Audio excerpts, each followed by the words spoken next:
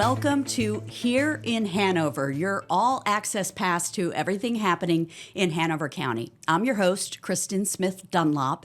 This is our inaugural podcast. We're very excited that County Administrator John Budesky is here to help us kick things off. Hi, John. Thanks for joining us. How are you today? Thank you for having us, having myself. This is something I've been extremely excited for. I'm grateful for you and your team pulling this together. It's really something for our citizens, by our citizens, because everything we're going to talk about in this podcast will be influenced by our residents. And so thank you and the team for pulling this together. Just excited to make this inaugural event something really special for our community. Yeah, we're excited to share with people not only what's happening in the government here, but also what's happening in our community. So we'll bring people in from our community to talk about what they're doing to make things happy in Hanover. They are what makes Hanover such a special place, so that's great. So we're going to talk today about community engagement. Obviously, this podcast is one way to connect with residents and the folks who work in Hanover County, but there are lots of others. Let's start with why community engagement and connecting with people is so important, not just for the county, but for the people who live and work here. It's a great question. And I'm glad we're starting the entire podcast series with communication because it is something that is at the heart of everything we do. We learn from our citizens. We respond to our citizens' needs. We're educated by our citizens. And so at the heart, communications is part of everything we do. It's now being built into the culture of the work we do. But as much as communications is important, it's the engagement side that we tie together now. And so communications is not one way. It's us listening, learning, hearing, and really responding and making sure that we are providing access to information from all of our residents. Our residents are more engaged than ever. And how can we make sure that we're getting out factual information, timely information that is based on what we're hearing from our residents that they want to hear, that they want to learn more about, how their government is performing, but also for us to get that feedback. How can we be a continuously improving organization based on feedback of our residents? And communications really is at the heart of our work. It's at the heart of how we do that great work on behalf of our citizens. It's how we become a better organization. And so really, I'm excited that communications is really where we're taking the lead from for this podcast. And there are so many different ways to reach people with technology, with podcasts, with videos, that sort of thing. But let's talk about how it used to be, okay? So there used to only be a few channels where you could reach out to residents, and that would be maybe at a meeting or maybe with the Hanover Review or something like that. What have we done historically that is now evolving? Well, it's a great question because I think it really frames how things have changed. And we have a really changing demographic in Hanover. And so we are an aging community, but some of the processes we've used really catered to that community. It was the hard printed newsletters that we send home. And there's still a value to a number of residents in our community. But those are often, by the time we're printing the information, unless it's a future event, dated information. And so while we will continue to put out the Hanover Review, our residents have said to us, we want information quicker, faster, easier. And that's really what we've been responding to. We've been trying to also learn from past cases. And so whether it be a land use case of what could we have done better, how have we learned how folks wanted information, the ways that we used to do it through just public hearings, newsletters, emails were part of the equation, phone calls. We now realize that our residents are looking for so much more. And so while we will always continue to do and pride ourselves on the direct contacts and the direct feedback that we get at church and Food Line and wherever it might be, which is valuable information and will always be, it's really how do folks want to engage differently than we have in the past. And so those mediums have worked for us for a long time. I always tell folks what worked for Hanover the past 30 years won't work for us for the next 30 years. And so what is it that we're going to do differently? How are we going to respond differently? And how can we make sure our citizens are a critical component of that communication? And a critical component of that communication is also your communications team. You want to talk a little bit about how you've beefed us up over the last couple of years?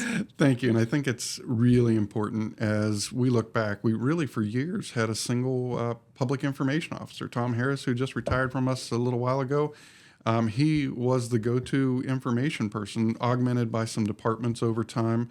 But really, as we started to realize the demand on communications and the formats and means of communications, we really had to look at, do we have the infrastructure and team in place that can actually meet the demands of our residents?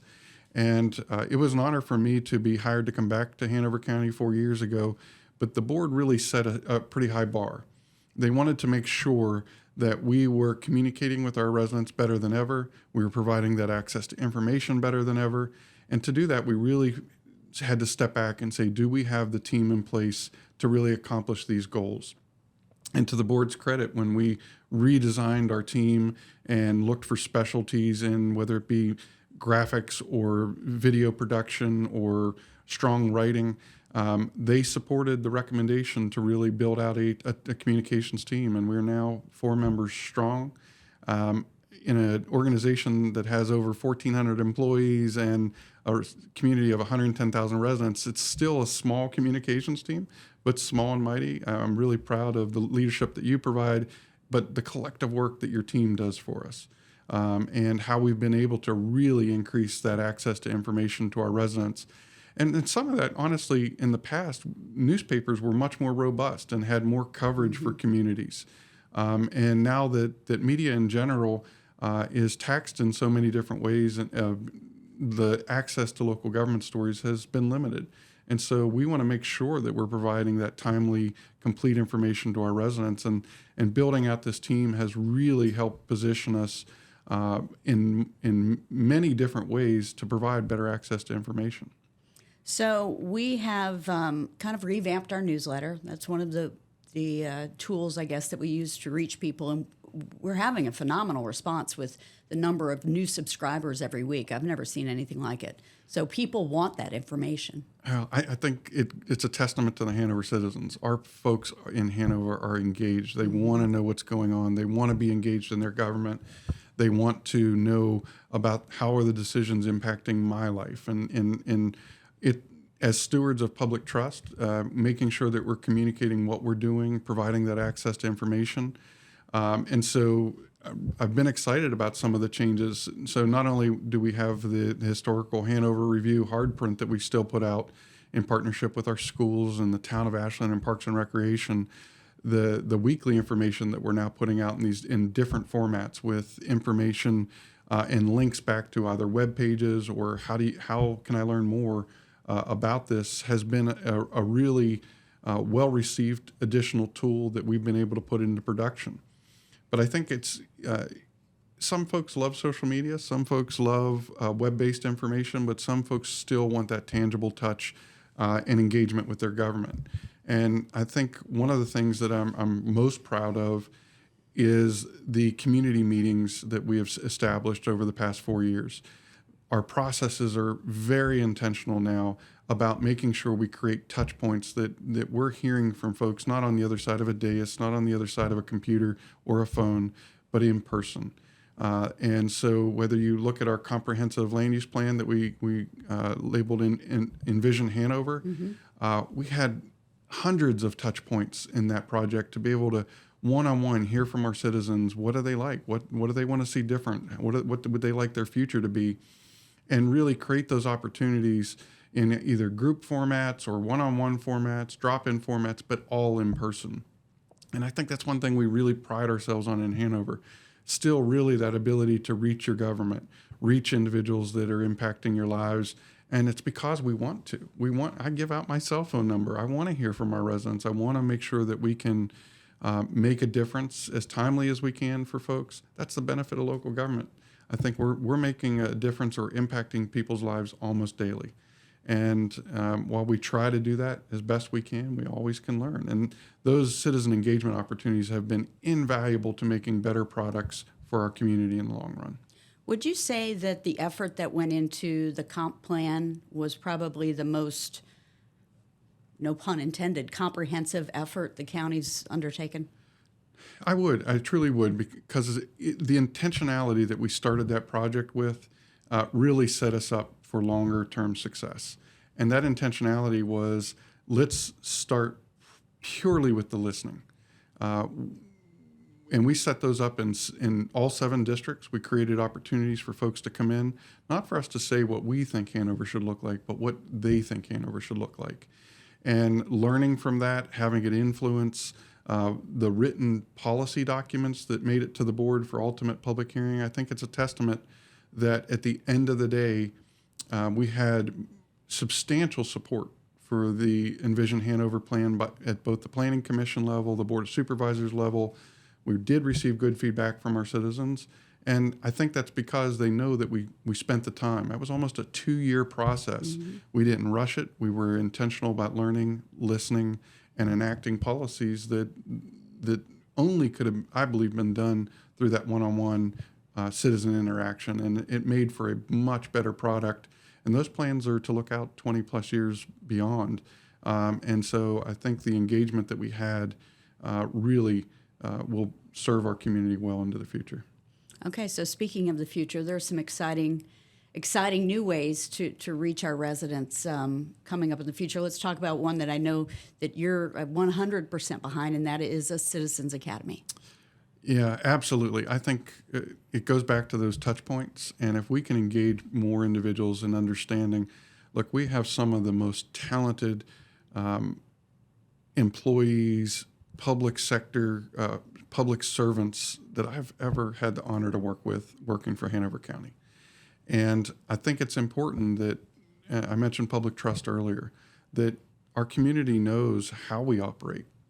A Citizens Academy allows us to let folks get behind the curtain, learn how departments operate, learn how decisions are made, because I think sometimes there's misperceptions out there of that decisions are made before a meeting or a vote, and that's really not true. We do a lot of education, but a Citizens Academy allows folks to really come in, ask the tough questions, get direct answers, and really have the opportunity not only to learn about how we do business, but learn from them in the process.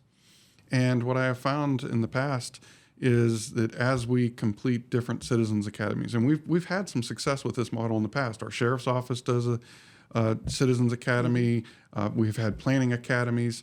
And so to do a more general local government one will allow folks to get even more engaged and understand some processes that if you're not, used to working in government, there can be a little bit of a learning curve. And our hope is to really smooth out that curve, help people understand how our processes work, learn how we can make them better, but also have folks that really can help educate their fellow constituents and bring them into our processes. We want that open door here to let folks know that there is nothing to hide. We're really trying to do our best. We wake up and try to make Hanover a little better than we found it. And we do that engaged with our citizens. And the Citizens Academy will really allow for that additional engagement that I think is just another step that just adds to everything we're doing. Because we always say there's no silver bullet to citizens engagement. And so what works for you and how you listen and learn may not work for the next person. And so this is yet another tool that if someone wants to engage with their government, they're going to have that opportunity this year, and I'm really excited about it. Well, and as someone who's only 5 years into government, I'm still learning. So I think it really will be beneficial for people to see the ins and outs of how things work, which departments, what do they do, between public utilities and public works. And those get confused a lot. So I think it'll be real eye-opening for the folks who participate. Oh, I think you're right. And the other thing is a lot of folks live in our community and they love Hanover for the quality of life. Some don't take time just because they're busy and have other priorities to learn about their local government. This allows an opportunity to be intentional about engaging with your government and learning more about your government. But really, while I've heard from past participants of these kinds of programs, the value it's given them as participants, selfishly, it's really a value to their local government. When they're providing us that feedback, we can learn and listen. And that's the thing about local government. We can really learn something new every day. And even though you've been doing local government 5 years, I'm coming up on 30 years, I learn something new every day from our citizens on what it is we can do better. And the more opportunities through communication and engagement, the more transparency. That word's sort of a buzzword right now of people's access to information. Really, there's nothing to hide in Hanover. We want to give folks access to information, and learning the avenues that work best for our residents is what we want to do. And I know we're going to talk about some other tools that are coming up, and they're all influenced by things we've heard from our residents. Mm-hmm. Well, and that leads me to what I was going to talk about, which is our website modernization project. We had a focus group of residents come in and give us their feedback on different ways we could present the website. And what was interesting to me is that some of the folks that came in were older, and I didn't expect them to expect so much from our website. But people want the information when they want it. They want to be able to go online and find what they need, and that's what we're working on. And that feedback has and will make everything better. And I was here for the last modernization project that we did, and we had some engagement, not to the level we're doing now. I'm really proud of what we're doing now, but we made some changes, and we thought that's what the community wanted. But technology moves so quickly, mm-hmm. and the way individuals consume information has changed so dynamically that as we can roll out a new website based on our residents' feedback, we can provide access to information quicker. How many steps does it take to get to information on your website? Is it intuitive? Is it easily accessible from a homepage? And make that information digestible in ways that make sense to all of our residents. They can get it with ease. Those modernizations and updates of our websites will continue to make it better for the next individual. So while a certain percentage of our residents engaged in this modernization project, it's going to benefit a substantial number of other residents because of that engagement. And everything we do links back to those websites. So as we post things on our different social media platforms, mm-hmm. we're always driving people back there to get more information on the story, the more details. And as we tried to do some steps in between the last modernization, as projects have come up of importance to our community, and I can think of anything from a hospital to a data center to distribution centers, we've been intentional. As documents have been filed with the county or certain processes are going through, we update our website now with that information and make sure that our residents have things really often within 24 hours of county receipt available on the website. They don't need to FOIA or request information. We're hoping we're giving them that information as easily as possible, and we can always do better with that. And so we've done that as an interim step, but the new website will have some tools that I hope we'll get a chance to talk about that we're building out as we speak that will really increase that engagement opportunity. Yeah, so there will be a portal linked to the website that will be dedicated to getting feedback from people about projects, about master plans, about whatever is happening and is relevant in the county at that time. I think that's going to be a really dynamic way for people to reach us and to be a part of the decision-making process. Absolutely. And as I said earlier, communication's two-way. So it's not just us putting out information, it's us receiving information, learning how we can do better.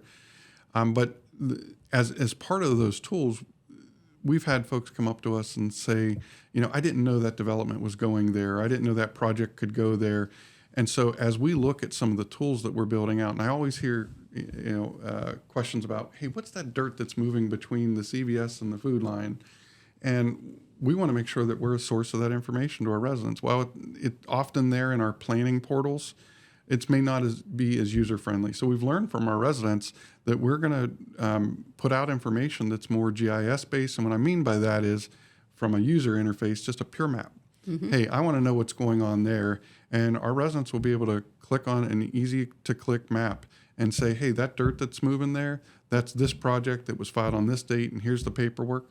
But even more so, going way back, when was that land zoned? What was it zoned for? What was allowed to be built there?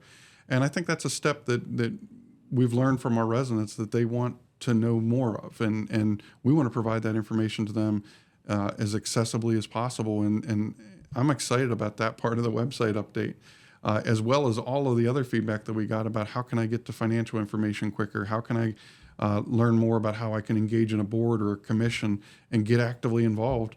I think our residents, based on their own feedback, are going to be pleased that we've heard them, and that the new website that we'll be rolling out here in the months to come really will provide a much more user-friendly, ease of access to their local government. And I assure you, the day we roll that out, we'll learn how we can make it even better the next time. I think that map is going to really reduce the number of Nextdoor posts.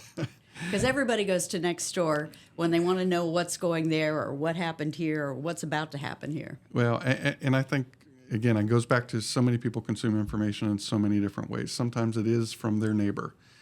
Even on Nextdoor, you can see neighbors trying to help neighbors and those kinds of things. I want us to be a resource that, as we know about something, how can we put it out there? How can we put it in a consumable format that maybe they won't have to go to Nextdoor, but if someone sees that post on Nextdoor, they'll be able to link to the county's website. Here's that information. It's available to you. If you have these questions in the future, this is a resource to you. And so we're hoping that we can augment those community conversations and help get facts and information out there in the best ways we can. Can we give a little shout out to our social media efforts? Because I think we've come a long way, baby, as they used to say back in the day. Really not just putting information about a board meeting or a zoning meeting or something like that. That information is essential, but really taking it a step further and highlighting people and community efforts with video and feature stories. I tell you, sometimes what makes me most proud of, and I'm extremely proud of this team and organization, but it is the work that our residents that are doing that some folks don't even know about.